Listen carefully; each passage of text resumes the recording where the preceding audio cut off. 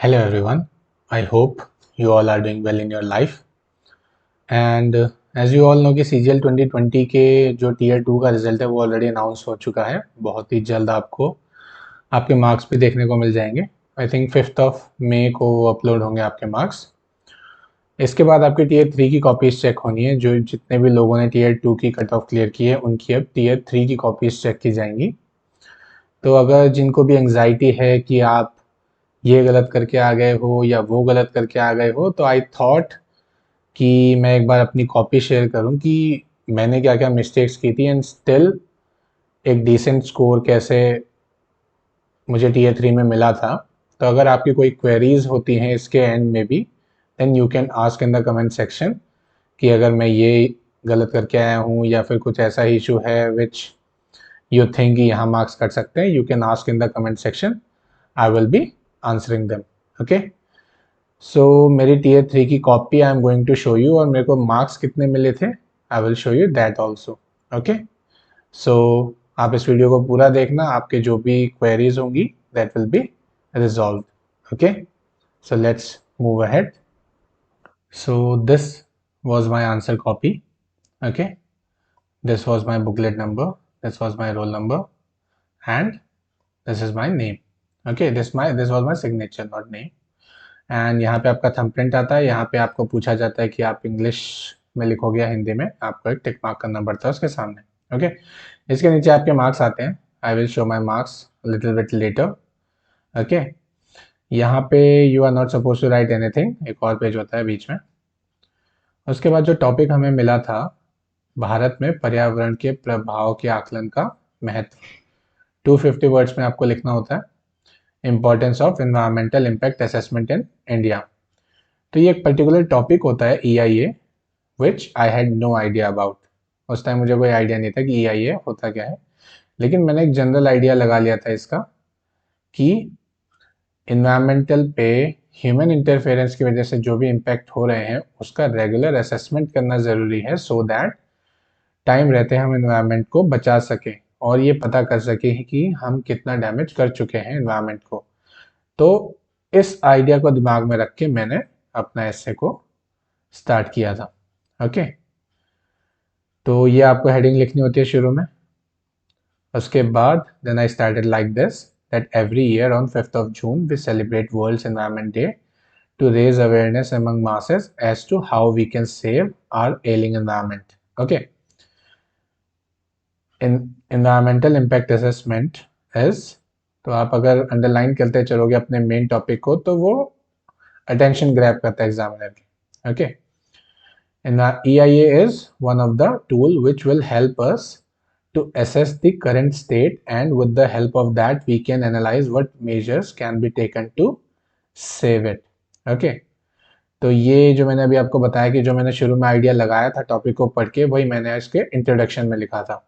Okay, environmental impact assessment will help us to analyze our current CO2 emissions, which will let us know by what % we have to cut down our emissions so that we can adhere to the WHO guidelines. So जो first point मैंने लिखा था वो CO2 emissions के ऊपर लिख दिया था। ओके, उसके बाद ये 4th पेज नंबर है, उसके बाद ये इन्होंने 6th पेज नंबर दे दिया था, लेकिन इसके बाद ये है 5th page number.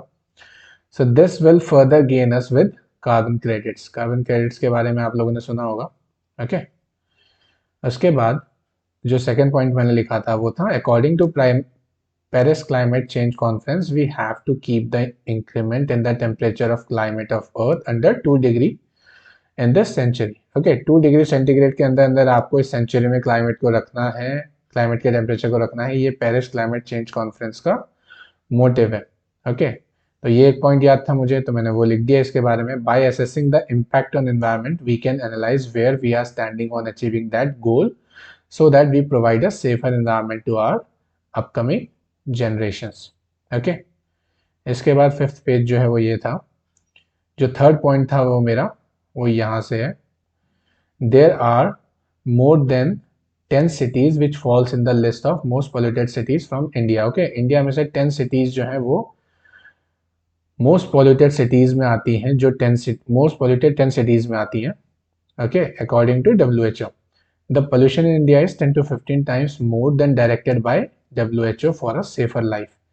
By analyzing impact on environment, we can put efforts in providing clean air to residents of India. तो ये मेरा थर्ड पॉइंट था। तो यहाँ पे मेरी बॉडी जो है वो खत्म होती है स्टे की, इस एस की। ओके, उसके बाद जो कंक्लूजन मैंने किया था वो इससे किया था कि इंडिया ने एक नेशनल क्लीन एयर मिशन जो है वो स्टार्ट किया है। India launched national clean air mission to ensure clean air to people by 2024। ये भी मैंने लास्ट करंट अफेयर्स में पढ़ लिया था, तो आई थॉट कि it will be good to incorporate this in my essay. Assessment of environment impact will be proven to be a welcome step in that direction. See, अगर examiner ने इस line को पढ़ा होता देन ही पढ़ा ही होगा, then he would have got an idea कि मेरे को इस टॉपिक के बारे में कंप्लीट नॉलेज नहीं है। ओके, मैंने लिखा है कि assessment of environment impact will be, ठीक है, will be proven to be a welcome step in that direction, कि अगर ये लाया जाता है तो काफ़ी अच्छा होगा, लेकिन ये ऑलरेडी एक्शन में है। ओके, तो आई टोल्ड कि मुझे EIA के बारे में कम आइडिया था, तो मैंने एक जनरल ऐसे लिखा था इस पर, और जो मेरे को मार्क्स मिले थे वो कितने मिले थे, 37। ओके, ऐसे में। उसके बाद जो फर्स्ट टाइम हमने फेस किया था कि प्रेस ही आया था Tier 3 में, ऑल दो हम लेटर के लिए प्रिपेयर हो गए थे, लेकिन first time there was a change और उसमें प्रेस ही आया था।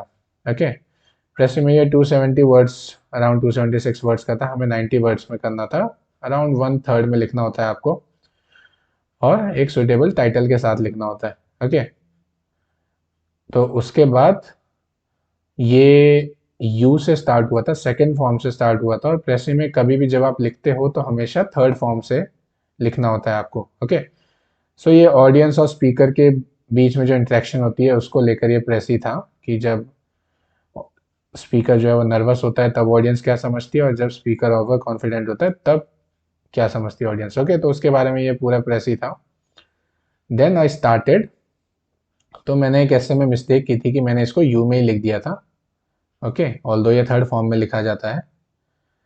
तो मुझे यहाँ तक पता चल गया था, जब मैंने दूसरी बार यू लिखा था, then I third time you लिखा था, तो मुझे एक आइडिया लग गया था कि this is wrong, you are suppose to write precis in third form. Okay, either he, she और स्पीकर।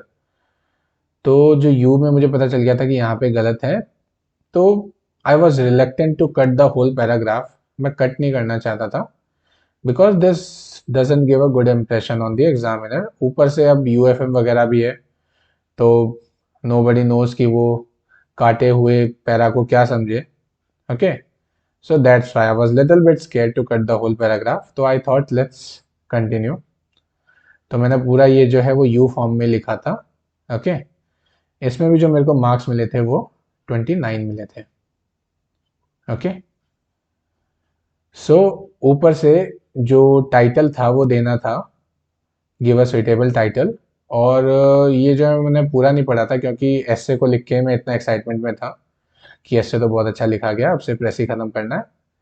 सो मैंने पूरा पढ़ा नहीं था और इसे टाइटल नहीं दिया था। मुझे एंड में पता चला कि टाइटल भी देना है, तब मैंने ये लाइन ऐसे स्टार्ट की थी कि nervousness is always a good thing. Okay, लेकिन देन आई रिमेंबर्ड कि टाइटल भी देना है, तो मैं नर्वसनेस के नीचे लाइन मार के इसको इट्स बनाया था।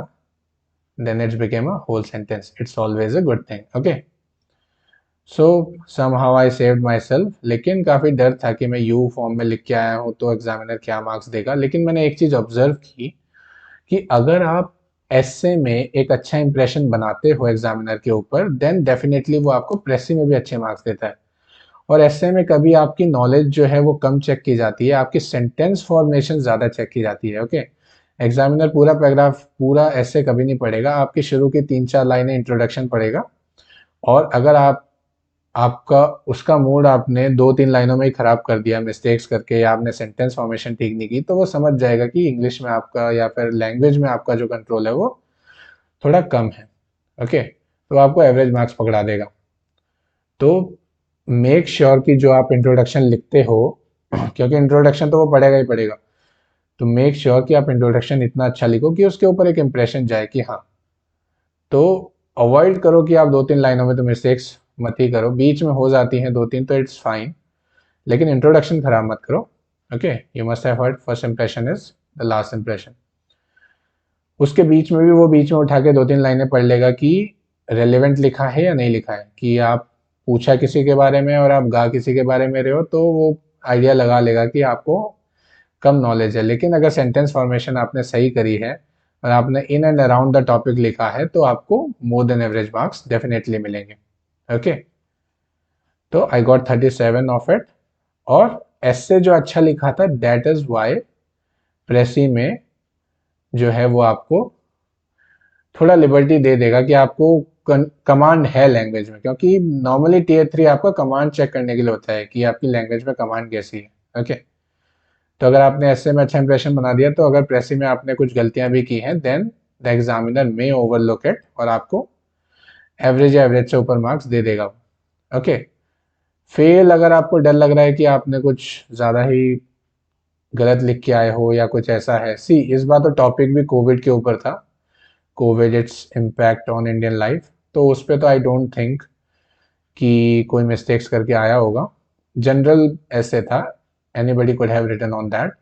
ओके, जिसने थोड़ी सी स्टडी करके और थोड़े से फिगर्स वगैरह, नंबर्स वगैरह, डाटा वगैरह डाला होगा तो उसको थोड़ा सा मोर देन एवरेज मार्क्स मिल जाएंगे। ओके, लेकिन फेल नहीं किया जाता है, आपको एवरेज मार्क्स तब भी पकड़ा दिए जाएंगे अगर आपने नॉर्मल भी लिखा है तो। Okay, so this was my copy. मेरा ये मोटिव था कि एक आइडिया दूं आपको टीयर 3 की कॉपीज़ जो हैं उससे मतलब कैसी मार्किंग करते हैं। ओके, सो जिनका भी अपकमिंग एग्जाम्स है फर्दर उनको ऑल द वेरी बेस्ट। और आपकी अगर टीयर 3 को लेके और कोई क्वेरी है then you can ask in the comment section, I will be happy to answer them. Okay, so till then stay well. I hope आपको टीयर 3 में काफ़ी अच्छे मार्क्स मिले और आपको ड्रीम पोस्ट मिले CGL 2020 से। So all the very best, till then stay well, thank you so much.